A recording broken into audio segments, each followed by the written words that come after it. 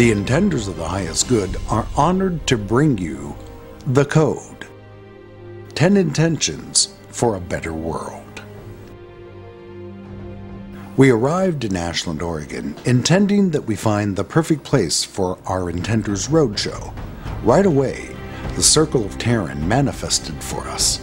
It was the ideal location for a very special group of Intenders to come together. From the moment we got there, we knew we were on sacred ground. It was unforgettable. Join us now as we take you with us on the road with The Code.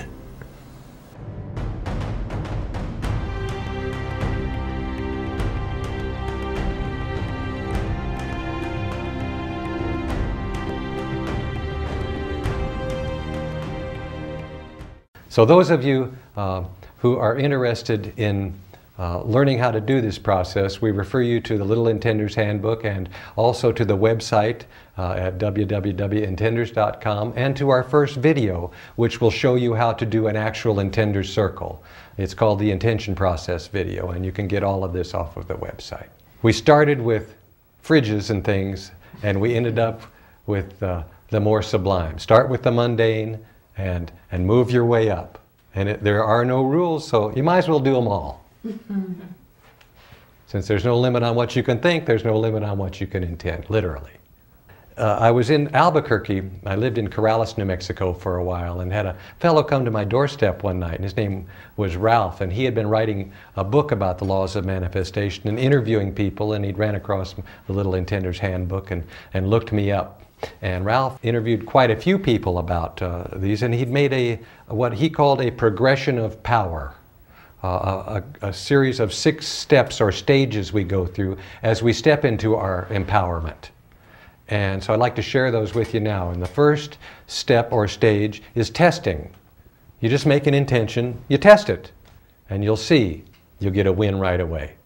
Especially if you line that intention up with the highest good, because our guides told us all along that there are invisible helpers.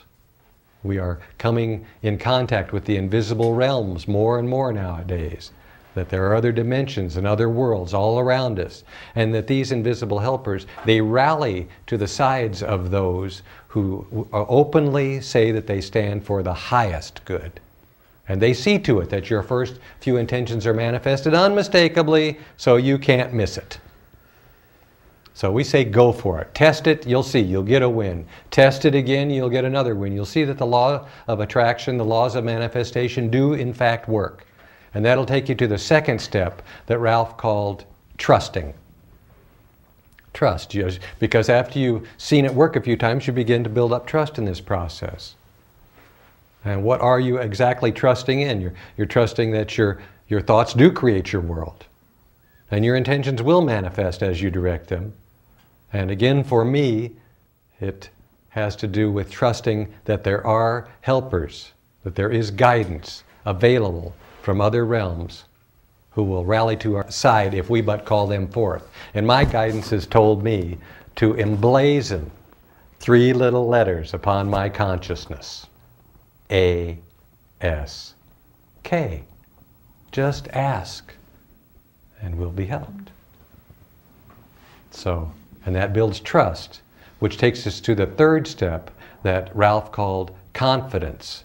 You begin to get confident with it. Now you use it in times when maybe you wouldn't have used it previously. You get confident with this process, using it more and more, which takes you to the fourth step, which he called a knowing.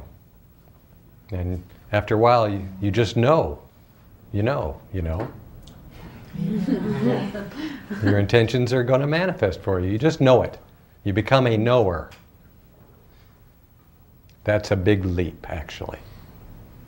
But there are several in this room right here who are right at that place. And that takes you to the fifth step, which Ralph called courage. Now you use this process, this intention process, courageously. Maybe previously you'd be intimidated thinking, well, what are people going to say if they find out I'm getting empowered? Use it anyway. Just do it. You know, no holes barred, just using this process, which takes you to the 6th step, which Ralph called fortitude. You become like a rock, like the impenetrable castle atop the mountain. Lord over all you survey, master of all you survey, able to manifest at will. And everyone here and everyone watching this video is in one of those 6 steps, those 6 stages, working their way toward the top of the mountain. As we all step into our power. Indeed, we have abdicated our place upon the throne of our own power by buying into the limitations and the illusions and the identifications and so forth that we've been taught since we were little children. But now that these times are upon us, these times of great change, these times that we came here to take part in, why, we are in fact rising to the occasion, stepping into our power, and bringing not only ourselves, but our fellow travelers, our brothers and sisters up with us. So be it. So it is.